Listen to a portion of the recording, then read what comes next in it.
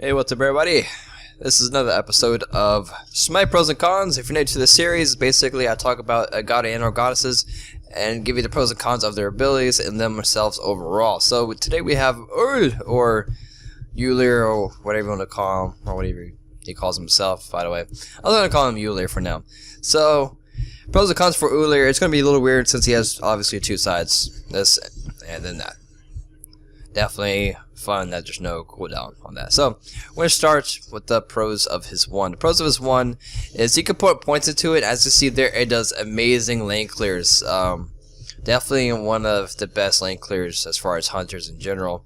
He's one of the top tier hunters overall, mainly so in Conquest. But that's because he's so flexible in the variety of his abilities and stance changes. So overall, that's a huge pro. He's really versatile. Can just go over, stun, and then just melt him down. Pretty much like that. So basically, the pros of this one: great lane clear, and as you level it, it puts a longer stun time when you switch to your melee stance, and your thrown axe just stuns him forever and allows you to follow up with basic attacks and other abilities. Definitely a good pro to that. Next, we're going to go on to his 2. His 2, his range side obviously gives you more power. Has definitely a nice bonus. More you put points into it, later it affects you just more so greatly. Like 50 power, that's quite a bit.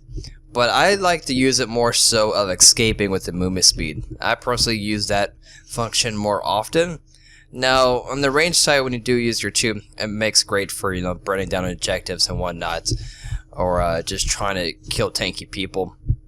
Or squishy. Obviously you can use it either way how you want it, but like I said, I personally use it more for escaping with the movement speed increase. So that's definitely a pro to that. Now, his 3 is obviously a really nice, it's super long range. Like, this thing is ridiculously long range. That's definitely a good pro. You could poke somebody from almost like forever away into a different dimension. It's really nice. It does moderate poke damage as you put more points into it. But for now, I'm putting my points into my 1, just so I can clear lanes faster and whatnot. So we're going to go with, let's go with Shins. Okay. So definitely the pro is just this super long range and really good poke damage. Now, on the flip side, you have this really nice leap. And I can use this leap for mainly escaping, I see it more so used. But also chasing somebody down. Now, it does okay damage, if you look on here. It does moderate damage, nothing too special on his melee side, but it's mainly just a nice leap. So you can stun somebody, increase your speed, and jump away, and there's all your escape you need. As you see, there's the poke landed. I utterly miss.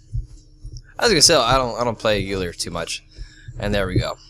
So he has so many tools in his arsenal. That's just the greatest pro ever of Ullr.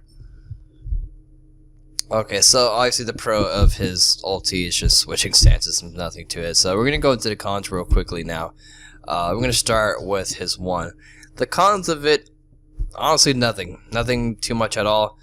It's kind of hard to miss it as far as the range. On the flip side, on here, I feel like it moves, yeah, it definitely moves a lot slower compared to his 1 on the range side, so that's the only kind of drawback. If you're not the best at aiming, you may miss that, like I missed it earlier. That's the only real con to it. The cooldown time is moderate. It's okay. It's really doable. It's nothing, outrageous. So honestly, nothing really bad I can say about it. Now moving into the con of his 2, it's kind of hard to say. There's nothing too much bad about it.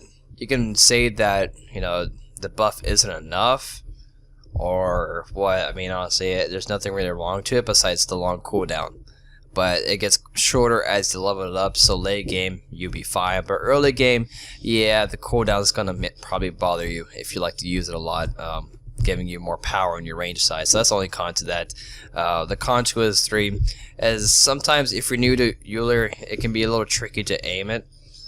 It does have a pretty, not so much big, but you can definitely notice a delay system from when you target, click it, and drop it, and the actual arrow dropping down. to the ground. It's a little delayed, so it just takes skill with Ullr when trying to use that. If you're not good at landing your basic attacks like how I am sometimes, you're not going to get too much use out of his 2 on the range side. It's only a duration of 5 seconds, so if you're not too good at landing your basics, that 5 seconds is going to go up really quickly. As you see, I just utterly missed that, and now I'm blinded. Alright, I'm going to go back. But yeah, that's another thing. Overall, I mean, that's pretty much it.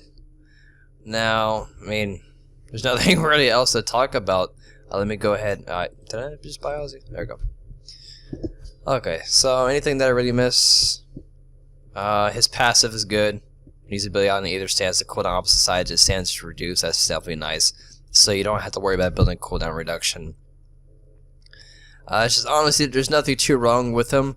What's also kind of cool, what if anybody remembers this or seen this, when they reduced the, or actually they completely took off the attack speed on Rage, that affected quite a few hunters, but honestly that doesn't really affect Ullr that much because he has his passive on his ulti, or not, his ulti.